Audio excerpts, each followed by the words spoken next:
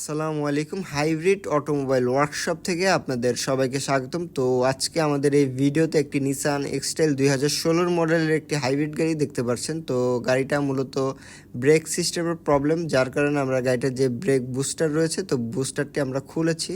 তো নিসান এক্সটাইল গাড়িগুলোর যে brake booster আছে, আসলে ব্রেক বুস্টার এবং এই যে বুস্টারের সাথে যে পাম্প মোটরটি থাকে তো এইগুলো আসলে নষ্ট হয়ে যায়। তো যাদের গাড়ি রয়েছে নিসান এক্সটাইল গাড়ি, তো যারা এই ব্রেক সিস্টেমের প্রবলেম নিয়ে ভুগতেছেন, আসলে ড্যাশবোর্ডে ব্রেকের বিভিন্ন ধরনের লাইট জ্বলে যায় এবং ব্রেকটা অ্যাবনর্মাল কাজ করে, তারা অবশ্যই আমাদের সাথে যোগাযোগ করতে পারেন।